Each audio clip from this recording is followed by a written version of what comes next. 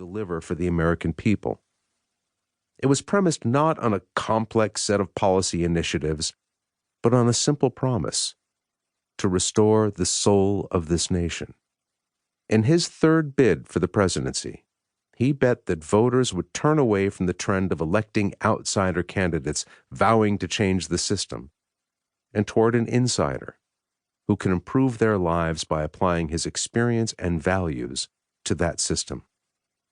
Biden presented himself as a man of character, compassion, and competence, traits he portrayed as absent in Trump, and he stuck to his story through both a brutal Democratic primary that almost knocked him out and a general election that unfolded against the backdrop of a plague and societal upheaval over systemic racial injustice. But all along the way, Biden caught breaks. At the Iowa caucuses, in the pivotal South Carolina primary, and from an incumbent president who mishandled the major crisis he faced.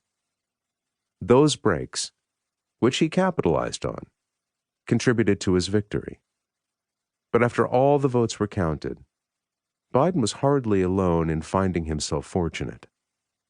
During the election and in its aftermath, the nation's institutions and its democratic values were put under extreme duress. The Founding Fathers fashioned a republic that could keep power dispersed, meet the exigencies of any moment, and withstand enormous pressures by bending without breaking. Their glorious architecture held firm to ensure the transfer of power to a duly elected president. Luck, it has been said, is the residue of design. It was for Joe Biden, and for the Republic. Jonathan Allen and Amie Parnes, January 2021. Prologue. 2 years after Hillary Clinton's defeat at the hands of Donald Trump, the remnants of her political team gathered in the Spartan conference room of her office high above 45th Street in Midtown Manhattan. What had been a billion-dollar, 1,000-person operation had since been downsized to little more than half a dozen longtime aides with experience in fundraising, grassroots organizing, communications, and tending to Clinton's personal needs. But even this group of ride-or-die Hillary loyalists wasn't ready for what the leader of their little pack was about to unload on them. It was December 5th, 2018, and, with the Democratic victory in the midterm elections now in the rearview mirror, they expected the discussion that day to focus on how Hillary could help the party's candidates. They assumed she wouldn't make a third bid for the presidency. Her defeat in 2016 had been so devastating, so shocking, and so close. Donald Trump had won the Electoral College by capturing 3 Rust Belt bastions of the Democratic Blue Wall: Pennsylvania, Michigan, and Wisconsin, by a grand total of 77,736 votes. Her fans believed she'd been robbed of the presidency, and her detractors blamed her for Trump's victory.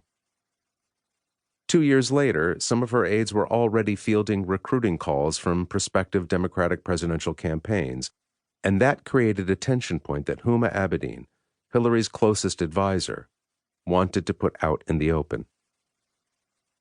Hillary was absent from the meeting because she had been called away that morning to attend the funeral service of President George H.W. Bush at Washington National Cathedral, alongside her husband, President Bill Clinton, the other living presidents and first ladies, and just about every other current and former federal official of note in the nation's capital. But there was important business to discuss, and the meeting went on without her. In fact, the most pressing matter might have best been talked about without Hillary in the room. Departing from the scripted agenda at the start, Abedin made a special point of noting that one of their colleagues, Adam Parkomenko, had promoted the presidential ambitions of Michael Avenatti, a lawyer and tormentor of Trump who had rocketed to fame by representing porn star Stormy Daniels and leveling a string of allegations against the president that gave him nearly round-the-clock access to 24-hour cable television for months. It was also well known among the group that Emmy Ruiz, an expert in field organizing who had developed a reputation as a star operative on Hillary's 2 bids for president, was taking calls.